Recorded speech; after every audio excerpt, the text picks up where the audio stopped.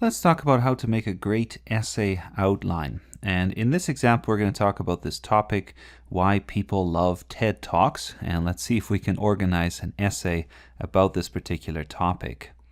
So we're going to start with our introduction, obviously. And let's just put a big Roman numeral 1 here. Okay. And then we'll just write intro.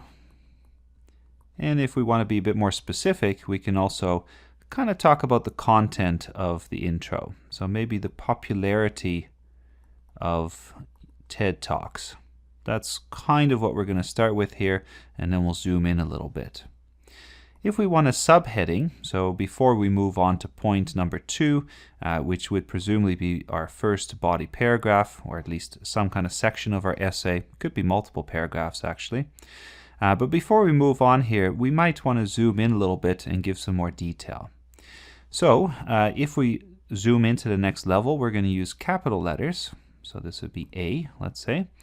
And maybe for this level of detail, we're interested in some kind of proof of popularity. How do we know that these TED Talks are so popular? Well, we could give a couple of examples of proof. So at this point, as we zoom in even further, we're going to use smaller Roman numerals again. Okay.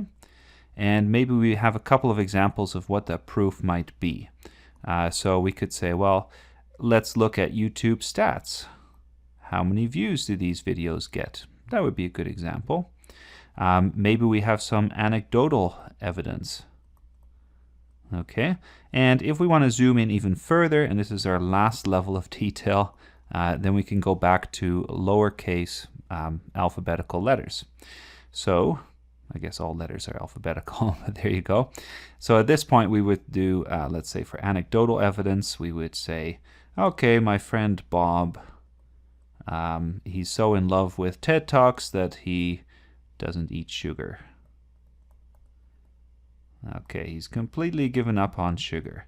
And after this, we can keep going, right? We can say, well, Sarah is suddenly way more vulnerable, and Andrew is doing all kinds of 30-day challenges, and so on. By the way, I guess this should be in a different color here, just to distinguish it a bit, but I think you get the idea.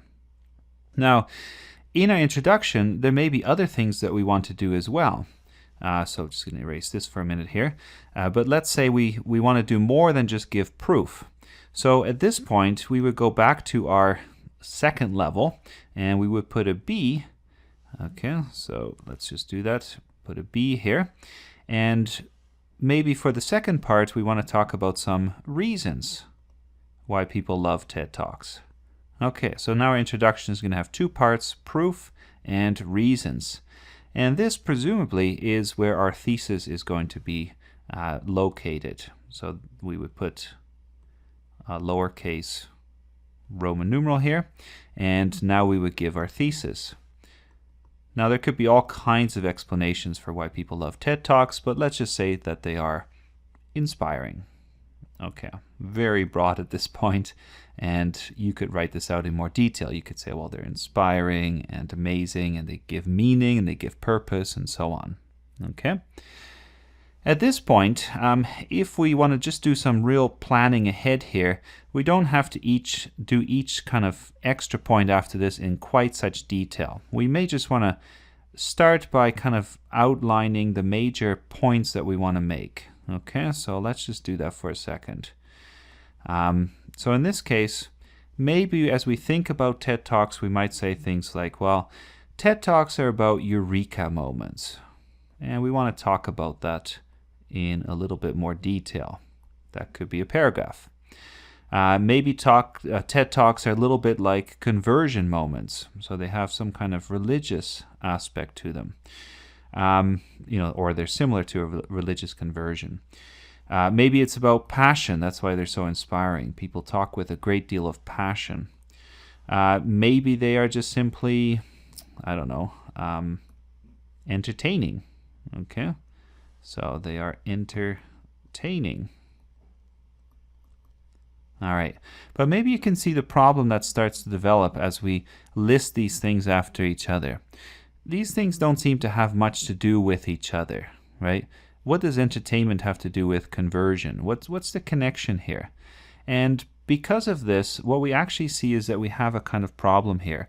Our outline points out to us that our points are not connected enough, and it may be better to go back, refine our thesis a little bit, and really decide what we want to talk about, because maybe inspiring is just way too broad, and we need to sharpen the focus a little bit. We need to zoom in more. And what you can do then is you can say, well, which of these points here is really what I'm interested in?